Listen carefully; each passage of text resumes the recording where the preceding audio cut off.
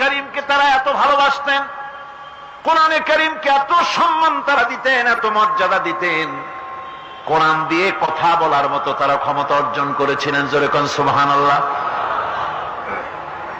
হযরত আব্দুল্লাহ বিন মুবারক রাহমাতুল্লাহ আলাইহি জবরদস্ত মুহাদ্দিস, তার আমলের অনেক বড় আলেম, হজ করতে এসেছেন। হজের কাজ সমাপন করে যখন তিনি রওনা করেছেন, দেখেন কোনো মানুষজন নাই। কাবার চত্বরে একটা মহিলা চাদর মুড়ি দিয়ে শুয়ে আছেন। উনি মনে করলেন বুঝিবা লোকটা মরা কি জিন্দা, বোঝার জন্য কাছে গিয়ে সালাম দিলেন, আসসালামু আলাইকুম। সালামের জবাব ওয়ালাইকুম আসসালাম না হয়ে চাদরের ভিতর থেকে জবাব এলো, সালামুন কাওলাম মির রাব্বির রহিম। পরম করুণাময় পরওয়ারদিগারের পক্ষ থেকে তোমার প্রতি শান্তি কথিত হোক। মুহাদ্দিস সাহেব প্রশ্ন করলেন, মা, হজ করতে এসে লোকেরা তো সব চলে গেছে, আপনি এখানে একাকী পড়ে আছেন কেন? তিনি জবাবে কোরআনে কারীম থেকে বললেন, মাইয়ুদলিলিল্লাহু ফামা লাহু মিন হাদ। আল্লাহ পাক যাকে পথভ্রষ্ট করেন তারে কেউ পথ দেখাইতে পারে না। অর্থাৎ আমি তো হজ করতে আসছিলাম, পথ হারাই ফেলছি, সাথী সঙ্গীরা কে কোথায় চলে গেছে আমি খুঁজে পাই না, এই জন্য মুসিবতে পড়ছি, একাকী পড়ে আছি, এখন আমার উপায়টা কি?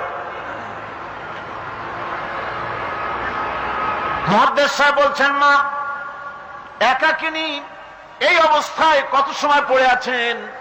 তিনি জবাবে কোরআনে কারীমের একটি আয়াত তেলাওয়াত করে জবাব দিলেন, সালাসা লায়ালিন সাবিয়া। 3 রাত পূর্ণ হয়ে গেছে। আরে 3টা রাত আপনার পূর্ণ হয়ে গেল, এখানে আপনার পানাহারের বন্দোবস্ত কি? খাইছেন কি? বুড়ি জবাবে কোরআনে কারীমের আয়াত পেশ করে মুহাদ্দিসের জবাব দিয়ে দিলেন, আল্লাযী হুয়া ইউতঈমুনি ওয়া ইয়াসকিন। ওই মহান আল্লাহ রাব্বুল আলামিন, তিনি আমার পানাহারের বন্দোবস্ত করেছেন। মুহাদ্দিস সাহেব বলছেন, মা,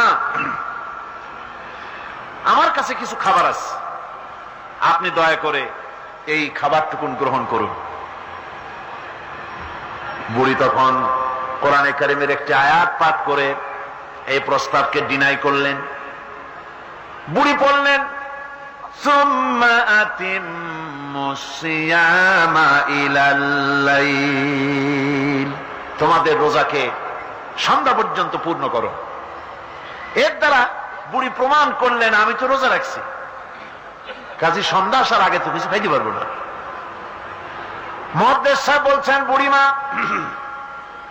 এটা যখন রমজান মুবারকের মাস নয়, আপনি বোধহয় নফল রোজায় রেখেছেন, সফরের হালতে ফরজ রোজাও তো ছেড়ে দেওয়া যায়।